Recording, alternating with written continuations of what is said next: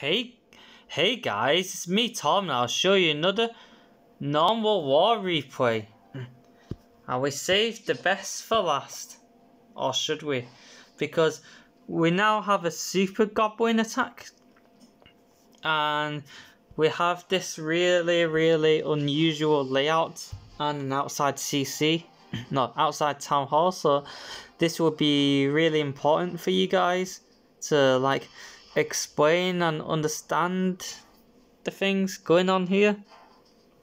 Now, first things first, we have a Zapquake bowitch attack, and we noticed this is like a teaser trap space, because if you look at like 12 o'clock and towards the ego side, there's not much damage there. But however, if you look at this side of the base, you have 2 scatter shots, 1 inferno, 2 expos, another inferno, and the king and the wizard tower and all this stuff. You notice this area is extremely trapped, and with the outside town hall, you can actually take abuse of it. You can abuse it, and since we are not zapping enemy hero, we can adjust the Zapquake ratios if needed.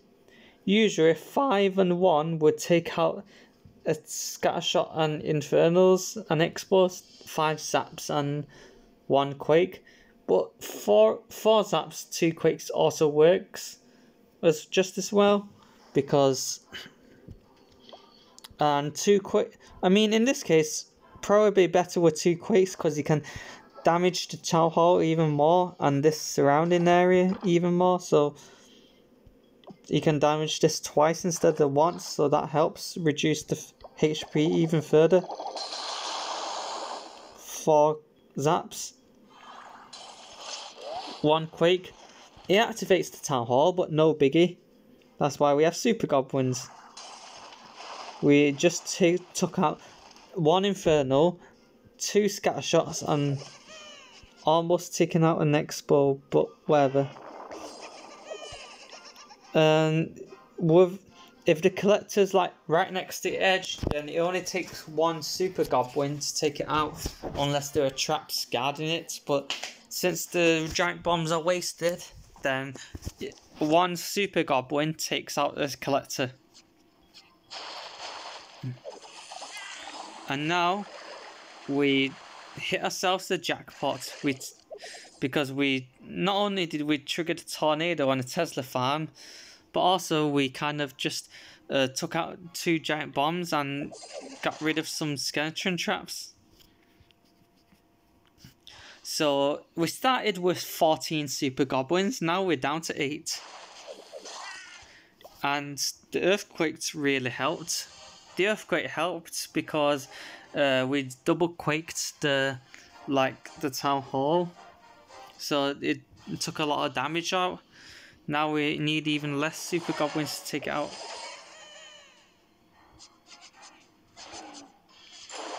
Now imagine doing all this with just 10 super goblins, which is like 30 space, which is the same as like 1 golem, and then you took out the town hall with it. And then also zapquaking using 6 spell slots, which is but yeah, the raid hasn't even the attack hasn't even started yet, and you took out the town hall, 2 scatter shots, 1 inferno. That's crazy value, and with only 10 sneaky goblins. And also, as a tip with sneaky goblins, you want to bring more than you think you would because of traps and stuff. You really don't want to get short-handed. Definitely no.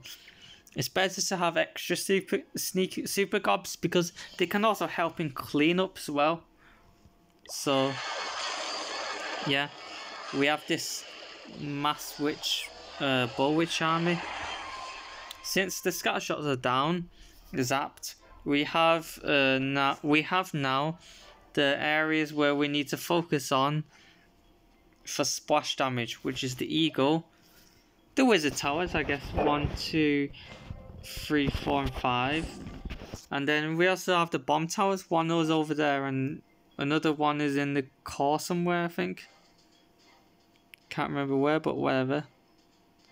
So, they're taking out the ego early, and the CC is a good strategic value. Now we just... It's like a bowitch. It's better to bring a couple bowlers for the extra punch when you hear us getting good water inhibitor time, because not only does the water inhibitor tank for the ego strikes, it also tanks for the golem inside as well. The golem's protected, and also the wall wrecker's protected, and so your heroes. That's an amazing value. So whilst your golem is still distracting enemy defenses, he's invincible. So yeah. And now we're poisoning the CC because there's witches inside. Nice.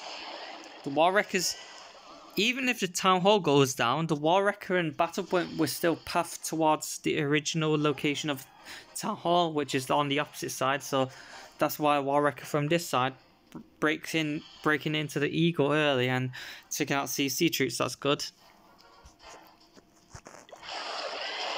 We now have like a rage, which will blast this core area out really quick. We notice. Can we notice something? Like, you notice that this shape is becoming like more like an L shape of a base, if you get what I mean, like one curve. So we can start putting our royal champion on the flank and flanks.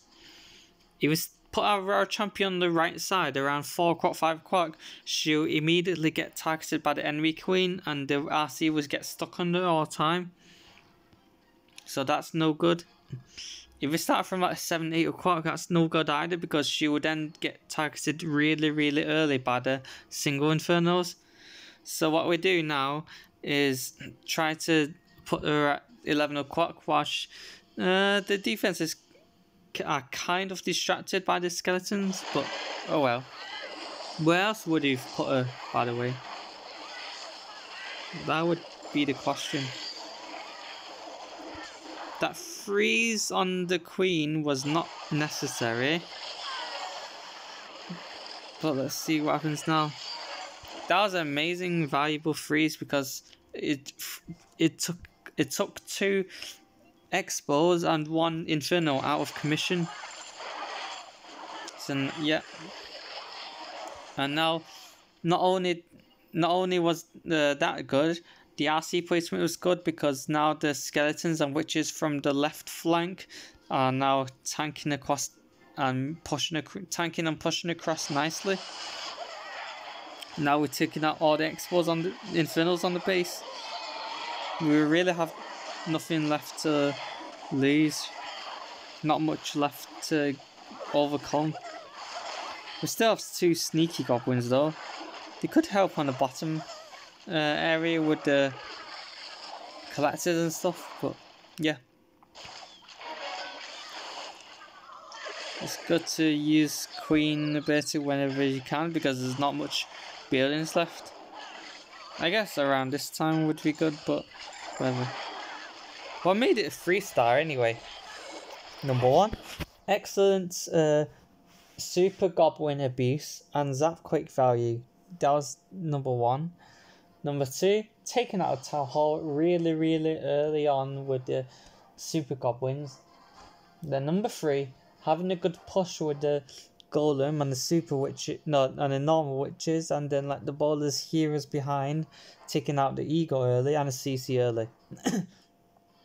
Then number 4, observing the rest of the attack and determining which flank the RC should go into.